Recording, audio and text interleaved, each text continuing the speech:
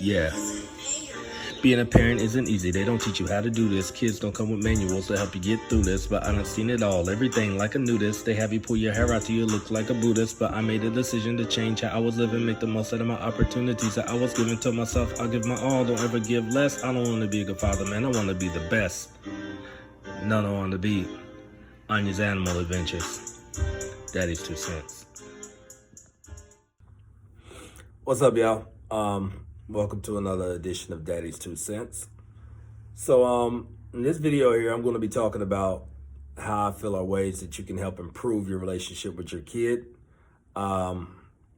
if they're already past that point. You know what I mean? And by past that point, I mean they're already, 12, 13, 14 years old, defiant, they talk back. Basically, it's almost that point of no return where it's like you basically stand no chance of getting them back to where they're going to actually listen to you. You got to call a super nanny or somebody like that to come fix your problem. First of all, you really don't want it to get to that point. I don't think any parent does. I don't think any parent wants to get to the point where their kid doesn't listen to them, where the kid doesn't do what they say. But let's be real, it happens. You get to the point sometimes where kids, they don't respect the parent as much. They don't listen, they don't follow directions, and they are in an age where they don't feel like they have to do what you tell them to do. Now, part of me says, when your kid decides that they want to act like it, just pack all their crap, put it on the porch, and have a good day. But let's be honest, we love our kids, and the last thing we want to do is watch them go down the wrong path in life. So one of the things I was thinking is that I know a lot of times we use discipline in a negative way, to try to get our kids to do what we say. If you don't do what we tell you to do, we whoop your butt, and then I bet you'll do what we say do next time.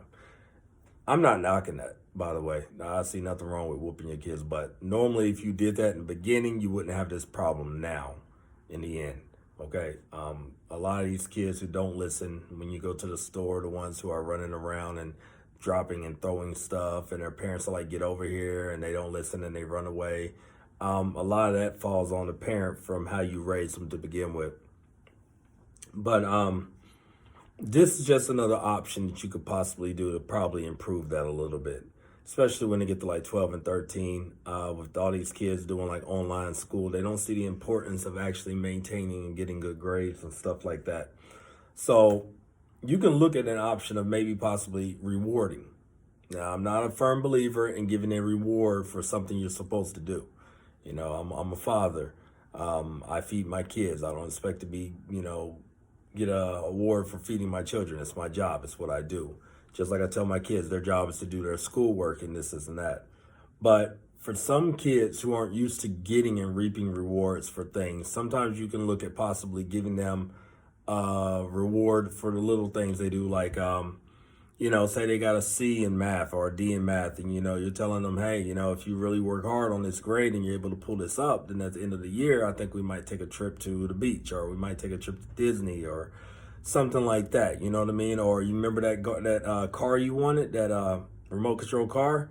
I think maybe that might be under the tree for you in Christmas if you can manage to bring your grade up. Maybe sometimes giving them something to strive for is a good way to get them to react, as opposed to taking something away.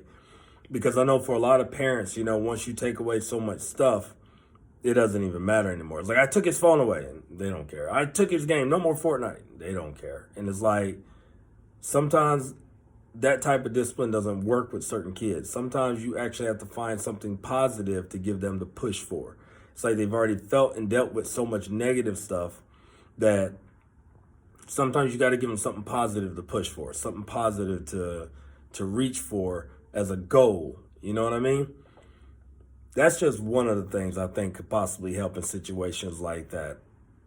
Whooping their butt more is also another thing. But once again, sometimes that stuff doesn't work, especially when they get to an age, especially for a lot of you moms out there who are raising your kids by yourself, especially when you have little boys. They're not going to fear you. Like, if you didn't instill that little bit of fear in them in the beginning, you're not going to get it now. Like, they're 13 years old, 14 years old. They're not going to be scared of you now if they aren't scared of you little. And every parent should be respected and feared just enough to where your kid does what you need them to do.